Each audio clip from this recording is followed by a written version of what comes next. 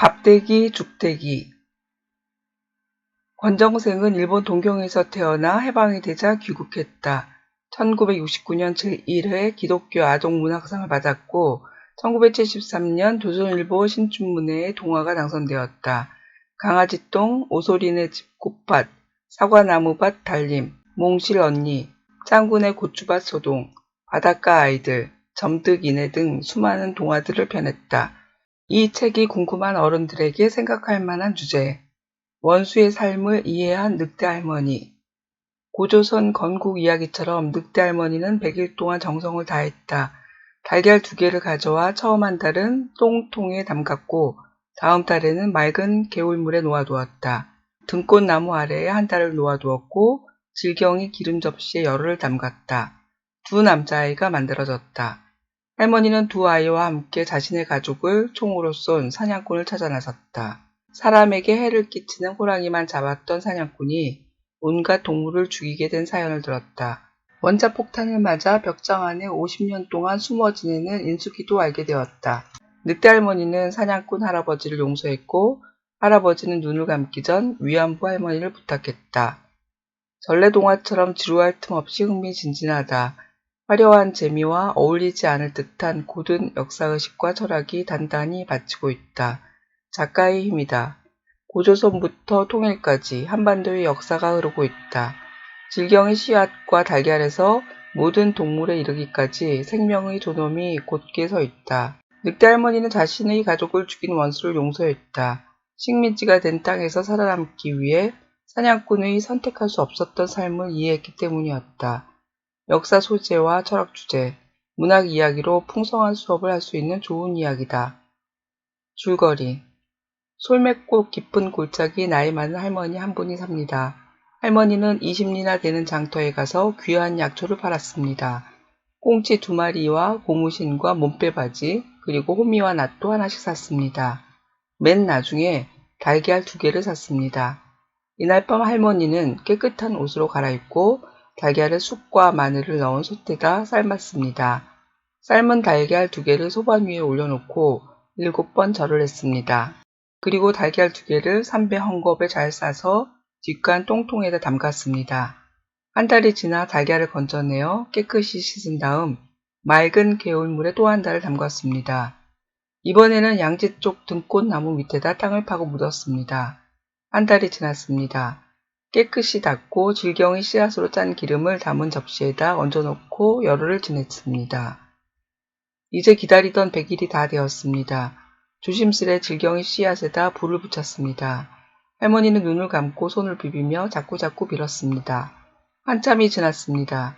갑자기 푸른 불꽃 속에서 펑 하는 소리와 함께 방 한가득 연기가 가득하고 아름다운 꽃향기가 사방에서 울려 퍼졌습니다. 할머니가 눈을 떠보니 눈앞에 벌거숭이 예쁜 아이 2이 서 있었습니다. 얼굴이 둥글둥글한 머스마를 가리키며 말했습니다. 자, 내 이름은 밥대기다. 너는 죽대기다. 너희들은 내 손자들이다. 이 할미는 본래 늑대였는데 사람들이 우리 영감이랑 자식들을 모두 총을 쏘아 잡아가 버려 혼자가 되었단다. 그래서 그때도 100일 동안 기도를 해서 사람으로 둔갑을 한 거다. 이 골짜기에서 살아온 지 50년이 되었다. 이놈의 원수를 어떻게 갚을까 혼자서 애썼지만 아무것도 못했구나. 그래서 너희를 만든 거야. 이 할미 원수를 갚아주겠지? 예.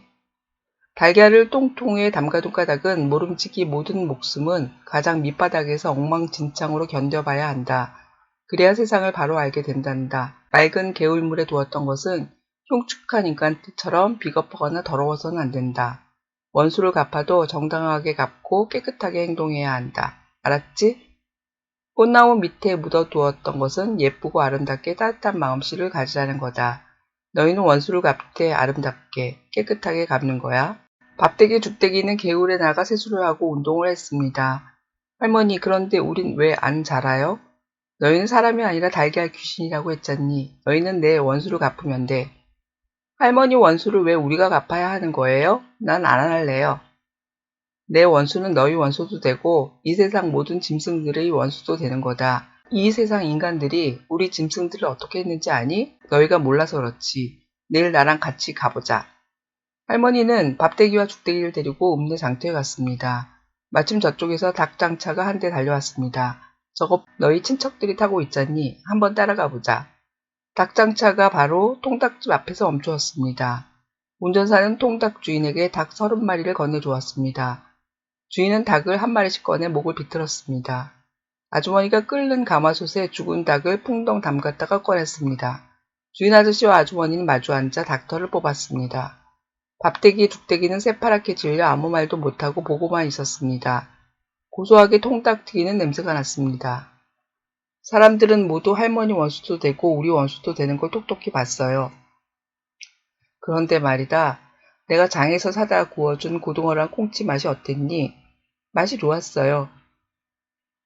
그 고등어랑 꽁치도 바다에서 살고 있는 것을 우리가 사다 먹은 거란다. 나는 너희 친척인 통닭을 사서 먹었단다. 어떻게 보면 내가 너희한테 원수가 될 수도 있단다. 어찌했으면 좋을지 나도 모르겠다. 따지고 보면 우리는 서로서로 잡아먹고 살고 있으니까 말이다. 아이고 답답해. 읍내에 다녀온 뒤로 늑대 할머니는 딴 사람이 되어버렸습니다. 보름이 지났습니다. 할머니는 혼자만 아는 300년 묵은 산삼을 한 뿌리 캤습니다. 할머니는 장에서 밥대기, 죽대기, 새 옷과 운동화, 모자, 온갖 것을 사가지고 왔습니다. 자, 이제부터 그놈들, 내 원수놈들 찾으러 갈 준비를 하자. 셋은 기차를 타고 서울로 갔습니다. 파출소라는 곳에 갔습니다. 눈 밑에 사막이 있는 놈하고 머리가 정수리까지 벗겨진 놈이 우리 영감하고 자식들을 총으로 쏘아 죽였소. 순경 아저씨가 부들부들 떨었다. 뭐라고요? 언제 어디서 그랬는지 자세히 말씀하세요. 50년 전에 산에서 죽었어. 에이, 지금 무슨 소용이 있다고 그러세요? 흉측한 살인범도 30년만 지나면 시효가 끝나버립니다. 밥대기 죽대기와 할머니는 그림 한 장씩을 들고 만난 사람한테 보여주고 물어봤다. 이렇게 생긴 사람 못 보았소? 다음 날도 보았다는 사람이 아무도 없었습니다. 길거리에서 한 청년이 10,000원짜리 실을 매달아 할머니에게 장난을 쳤습니다. 그런데 그 청년이 할머니 귀에다 입을 대고 속삭였습니다. 늑대 할머니, 저는 모든 걸 알아요. 저도 본래는 이 세상 사람이 아니거든요. 호랑이 귀신이요? 황새 쪽에 가깝군요. 그렇게만 아세요. 청년은 밥대기 죽대기에 말했습니다. 난 이제부터 너희와 함께 할머니 모시고 다닐 거야. 늑대 할머니 이렇게 아들이 하나 생겼습니다. 아주 귀하고 착한 아들 말입니다. 넌 보니까 이 세상 일을 많이 아는 것 같은데 내 원수도 어디 있는지 알고 있는 게 아니냐? 맞아요. 어디 있는지 알고 있어요. 그런데 그 이마가 벗겨진 사람은 몇 해 전에 죽었어요. 사막이 있는 놈은 아직 살아있단 말이지. 내일 당장 나하고 같이 가자. 난 절대 죽이지는 않는다. 그놈의 누나를 하나 빼버릴 거다. 그러시면 안 돼요. 난 못 가르쳐 드려요. 절대로 큰 소리도 안 치고 소란도 안 피우고 손가락 하나 대지 않겠다고 약속하세요. 그럼 알려드릴게요. 다음날 황새 아저씨와 할머니는 어느 산동네로 갔습니다. 할머니는 목소리도 떨리고 입술도 떨리고 어깨도 떨렸습니다. 아주 납작한 판잣집 앞에서 멈춰 섰습니다. 아저씨가 문을 열었습니다. 비좁은 방 안에는 할아버지가 누더기 이불을 덮고 있었습니다. 얼굴 밑에 커다란 사마귀 하나가 붙어 있었습니다. 할아버지, 이분은 제가 어머니로 모시고 있는 분입니다. 이 애들은 할머니 손자들이고요. 오늘 저희가 찾아뵌 것은 할아버지께서 옛날 사냥 다니실 때 얘기를 듣고 싶어서입니다. 할아버지 얘기가 시작되었습니다. 옛날엔 나도 나쁜 짓을 많이 했지. 나는 본래 호랑이를 잡는 이름난 사냥꾼이었지. 사람을 잡아먹는 호랑이가 마을에 내려오면 어쩔 수 없이 내가 가서 죽였단다. 사람을 해치는 호랑이를 잡아서 나대로 보람을 느꼈지. 그런데 일본이 우리나라에 쳐들어왔을 때 일본 헌병이 나를 찾아와 사냥을 같이 하러 가자는 거야. 나를 강제로 끌고 다니면서 나는 마음에도 없이 불쌍한 짐승들을 잡았단다. 사슴, 노루, 늑대. 으악! 늑대 할머니가 소리를 질렀습니다. 황새 아저씨가 할머니 손을 꽉 잡고 눈치를 주었습니다. 일본 헌병이 시키는 대로 많은 짐승을 잡았어. 심지어 작은 산토끼, 꿩, 비둘기까지도. 해방이 되고서는 미군들이 모든 걸 간섭했단다. 이번에는 미군들을 위해 사냥을 했지. 결국 나는 큰 벌을 받게 되었어. 6.25 전쟁이 일어나 폭탄이 떨어져 식구를 다 잃고 이렇게 다리 하나를 잃었단다. 그때부터 나는 총이건 칼이건 어떤 무기도 다 싫어졌단다. 세월이 흘러 이젠 이렇게 늙고 병들어 버렸지.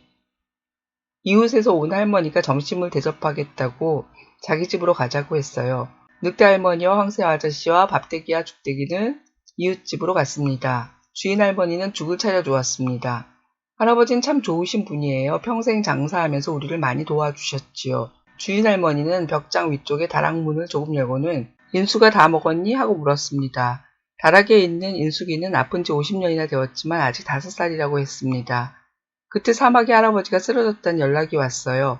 할머니와 황새 아저씨는 119 구조대를 따라 병원으로 갔어요. 집에 남았던 늑대 할머니와 밥대기 죽대기는 다락에 있는 인수기가 궁금해 벽장문을 열고 손전등을 비췄습니다. 아! 벽장 안에서 귀청이 찢어지는 듯한 비명소리가 났습니다. 밥대기, 죽대기, 늑대 할머니 모두 뒤로 꽈당 넘어져 버렸습니다. 늑대 할머니는 많이 다치지 않았습니다. 죽대기는 팔꿈치 물렁뼈에 금이 가서 석고봉대를 감았습니다. 할머니는 죽대기를 병원에 남기고 밥대기를 데리고 인수기를 보러 다시 갔습니다. 주인 할머니가 말해줬어요. 인수기는 5살 때 일본 히로사카에 떨어진 원자폭탄을 맞았어요. 인수기는 그때 원자탄 불빛에 놀라 지금도 성냥불만 봐도 자지러지게 놀라는 거예요. 황씨 아저씨는 할머니 끌고 할아버지가 있는 병실에 갔습니다. 사마귀 할아버지는 울먹이며 말했습니다. 할머니, 절 용서하세요. 어제 할머니 아들한테 들었소. 내가 죽인 늑대들이 할머니 남편이고 자식들이라는 것을. 할머니가 말했어요. 나 용서했소. 그럼 나 할머니한테 꼭 한 가지만 부탁하겠소. 저쪽 맨 끄트머리 병실에 있는 할머니 한 분을 할머니가 보살펴 주시구려. 할머니만큼 불쌍한 분이요. 정말 개코 같은 세상이구려. 왜 그렇게 불쌍한 인간들이 그리도 많소. 사마귀 할아버지는 조용히 숨을 거두었습니다. 늑대 할머니는 3층 끄트머리 병실 할머니를 찾아갔습니다. 어디가 아프세요? 모르겠어요. 앉아있기가 힘들어요. 저는 평생 혼자 살았어요. 자식도 없고요. 16살 때 일본 헌병에게 버마라는 나라 정글 숲으로 끌려갔어요. 일본 군인들 몇천 명, 아니 몇만 명도 넘는 남자들과 잠을 잤어요. 전쟁이 끝나고 고향으로 돌아왔지만 집으로 갈 수 없었어요. 많은 처녀애들이 스스로 자살도 하고 미쳐버린 처녀들도 있었지요. 지금도 거리에서 할머니들이 깃발을 들고 일본이 저지른 못된 짓을 사과하라고 외치고 있지만 들은 척도 않고 있어요. 늑대 할머니는 보리밥집 안으로 들어섰습니다. 황새 아저씨와 밥대기 죽대기는 정말 배가 터질 듯이 불렀습니다. 11그릇씩 모두 44그릇을 4사람이 먹었습니다. 다음날 아침 할머니는 양동이를 하나씩 내밀며 거기에 똥을 두라고 했습니다. 그러고는 양동이의 뚜껑을 덮고는 머리에 이고 가자고 했습니다. 왜 머리에 이고 가는 거예요? 손으로 들고 가다가 땅에 놓으면 부정탈 테니 절대 머리에서 내리면 혼날 줄 알아라. 그렇게 걷고 걸어 2시간 반을 걸었습니다. 어느 조용한 산 밑에 닿았습니다. 다 왔으니까 똥통을 내려놓아라. 샘물을 벌컥벌컥 마시고 나니까 뗄나무를 해오라고 명령했습니다. 시냇가에 남은 할머니는 양동이 뚜껑을 열고 푸 하고 바람을 쏟아 넣었습니다. 그러고 나니까 지독하게 구린내가 나던 똥통에서 신기하게도 찔레꽃 냄새보다 더 향기로운 냄새가 풍기는 것이었습니다. 할머니는 양동이의 똥을 주물럭주물럭 반죽했습니다. 그러고는 찐빵만큼 동그랗게 만들어 바윗돌 위에 널어 놓았습니다. 뗄나무를 가지고 오자 할머니는 똥떡 무더기마다 불을 붙였습니다. 똥떡이 까맣게 숯덩이가 되었습니다. 할머니는 기도문을 외웠습니다. 까까랐다 뚜뚜랐다 빼빼랐다 모두들 따라했습니다. 1시간이 넘도록 기도는 계속되었습니다. 매매매매 똥 끝. 모두 눈을 떴습니다. 깜짝 놀랐습니다. 숯덩이였던 똥떡이 모두 변해 있었습니다. 밥대기 죽대기 것은 금빛 가루로, 황새 아저씨 것은 빨간 가루로, 늑대 할머니 것은 새하얀 가루로 되어 있었습니다. 할머니는 손바닥으로 죽대기와 황새 아저씨 엉덩이를 찰싹 때렸습니다. 그러니까 둘은 훌쩍 하늘로 날아올랐습니다. 할머니는 밥대기 손을 잡고 훌쩍 뛰어올랐습니다. 두둥 날아오르자 서울이 내려다 보였습니다. 자, 이제부터 양동이에 든 가루를 뿌려라. 온 서울 하늘이 아카시아 향기와 찔레꽃 향기가 가득해진 듯이 꽃냄새에 취해버렸습니다. 아침 해가 떠오르고 있었습니다. 사흘 뒤였습니다. 집집마다 갑자기 시끄러워졌습니다. 냉장고에 있던 달걀들이 모두 병아리로 깨어났습니다.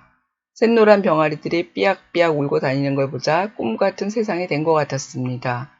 백화점과 슈퍼마켓과 할인점, 달걀 가게 앞에는 몇천 몇만 마리의 병아리가 한꺼번에 깨어나 거리로 쏟아져 나왔습니다. 그런데 그날 아침 뉴스는 한층 놀랄 소식을 전했습니다. 여러분, 드디어 전 세계에 평화가 찾아왔습니다.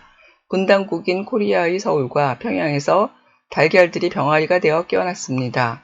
휴전선 철조망이 녹아내리고 모든 전쟁 무기도 다 녹아버렸습니다.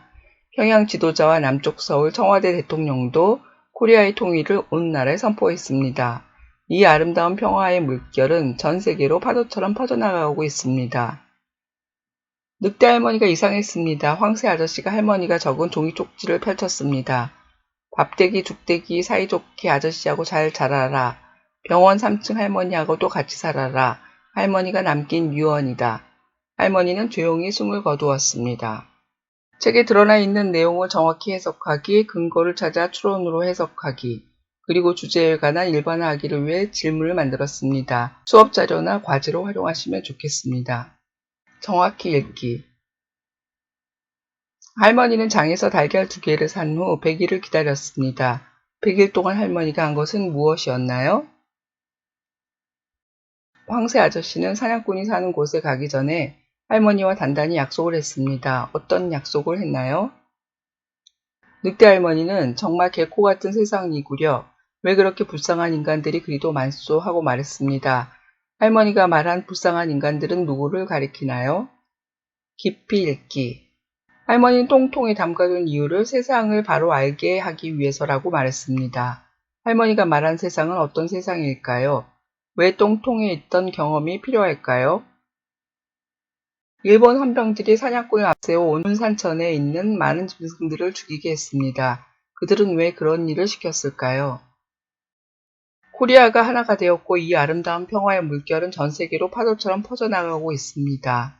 한반도의 통일로 전 세계의 평화를 이룰 수 있는 이유는 무엇일까요? 할머니는 왜 원수를 용서했을까요? 할머니는 무엇을 이해했을까요? 생각 읽기. 통닭을 먹는 등 많은 동물을 죽게 한 것은 나쁜 행동일까요? 거리에서 할머니들이 깃발을 들고 일본이 저지른 못된 짓을 사과하라고 외치고 있지만 들은 척도 하지 않고 있습니다. 전범 국가가 반성하지 않는다면 어떤 문제가 생길까요?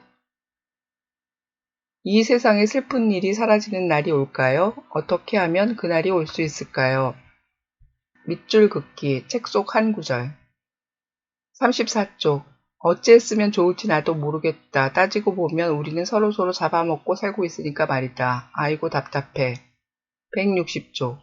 그래, 나도 솔맥골에서 서울 올 때는 그놈의 원수만 갚으면 된다고 생각해봤는데 와서 보니 세상이 너무 끔찍하구나.